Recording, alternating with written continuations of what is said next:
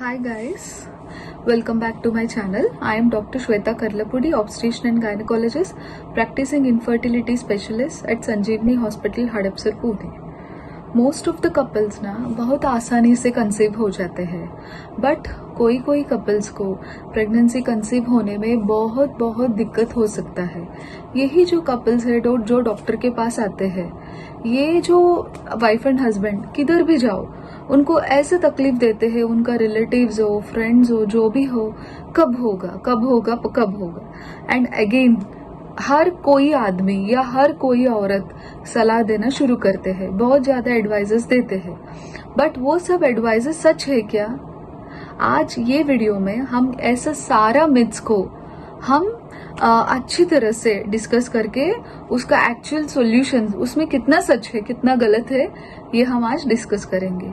So friends, without wasting any time, going into the topic, हम pregnancy के लिए intercourse करने का एक्चुअल पोजीशंस का कुछ फायदा होता है क्या, एंड आफ्टर इंटरकोर्स कितना देर के लिए वो औरत लेटे रहना चाहिए to get pregnant, and after how many days of menstrual cycle आपको प्रेगनेंसी रहने के लिए आप इंटरकोर्स करना चाहिए.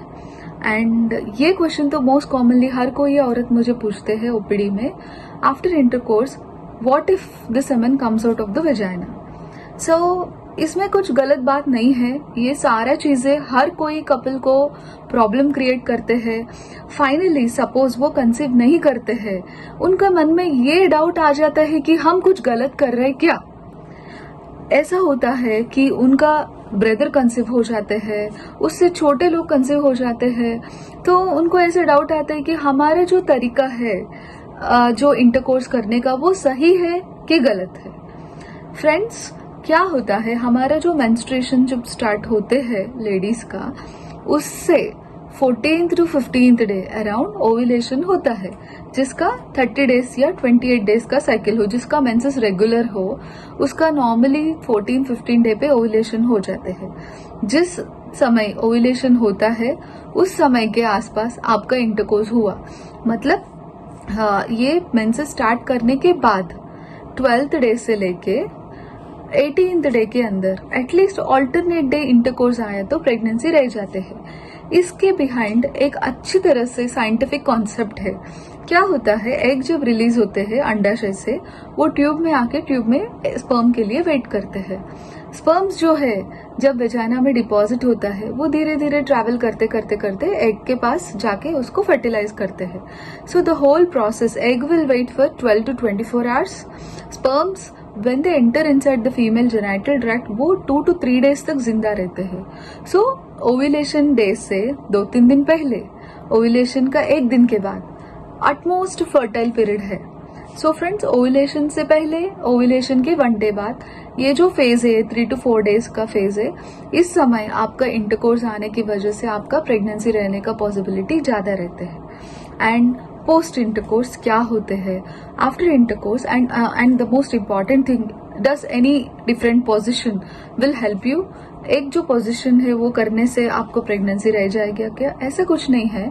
जो पोजीशन आपको कंफर्टेबल हो, जो पोजीशन से पेनिट्रेशन अच्छे होते हैं, वो पोजीशन आप खुद चूज करना चाहिए. It is individualised actually. It varies from couple to couple according to their weight, according to their comfortability and all.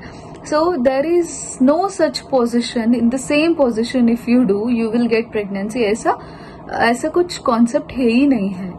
And then comes after the intercourse, the semen gets deposited in the vagina, and the utmost motile and active sperms, जो grade 4 sperms होता है, वही जो sperms है वो female के genital tract के गर्भाशय के अंदर जाते हैं. So वो sperms suppose जो सेमेन डिपॉजिट होते हैं वेजाइना में, it does not only contain the sperm, जो स्पर्म्स के लिए न्यूट्रिशन देते हैं like seminal fluid, plasma, prostatic secretions, बाकी सारे सेक्रेशंस मिला के डिपॉजिट होते हैं. एंड बट सारा चीजें अंदर नहीं जाते हैं. सर्विक्स के अंदर ओनली स्पर्म्स ट्रैवल करते हैं, वो भी सबसे फास्टेस्ट. जो even though millions of sperms अंदर जाते हैं, only thousands will go inside the uterine cavity. So जब ये स्पर्म्स यूट्रेन कैविटी के अंदर जाते हैं, they go and travel throughout the length of the uterus. They go inside the fallopian tube and then they will meet the egg, and thus the fertilization happens. So Again this question comes, how long should I lie down in the same position after intercourse to get pregnant? Yes, so इसमें तो ना research भी कर दिया मैंने, तो बहुत सारा लिटरेचर देखा, कोई साइंटिस्ट ने रिसर्च भी किया। उन्होंने 2 ग्रुप्स जैसे डिवाइड किया लेडीज को, जो लेडीज ज्यादा देर लेटे रहे, जो लेडीज ऐसा immediately may be 5 to 10 minutes तक। 5 to 10 मिनट्स तो मिनिमम वो टाइम फेज है, इमीडिएटली नहीं उठते हैं कोई भी, एंड इतना 5 to 10 मिनट्स इज सफिशियंट। ऐसा कुछ डिफरेंस नहीं है कि जो जल्दी उठ गया और या लेट उठ गया उसमें प्रेगनेंसी रहने में कुछ डिफरेंसेस नहीं है। सो फ्रेंड्स, ऐसा कुछ स्पेसिफिक टाइम पीरियड नहीं है कि आपका post intercourse you should have to lie down. And one more thing, legs ऐसे ऊपर रखे सो जाना है क्या, ये भी गलत बात है। Once they enter into the vagina they will travel upon themselves.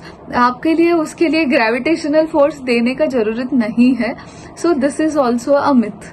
And one more thing, excess of seminal fluid जो है वही बाहर आ जाते हैं, जो इम्पोर्टेंटली जो स्पर्म्स अंदर जाना चाहिए वो चले जाएगा, एंड वो सबके साथ होता है। सो आप ऐसा टेंशन मत ले लीजिए कि बाहर आ जा रहे तो मैं कंसीव नहीं हो पाती हूँ, ऐसा बिल्कुल नहीं रहेगा। And last but not the least, yes, 5 to 10 minutes you have to lie down in any comfortable position. Don't go to the washroom immediately and wash the area or use a hand pump and flush the vagina and all. Don't do that. जो लोग actually pregnancy के लिए try करते हैं, treatments लेते हैं, नहीं करना चाहिए। वेजाइनल डाउचिंग मतलब कोई सॉल्यूशन से, लिक्विड से वेजाइना के अंदर से क्लीन करते हैं, ये भी नहीं करना चाहिए। इससे भी कभी कभार स्पर्म्स के लिए इतना अच्छा एनवायरनमेंट नहीं हो पाते हैं।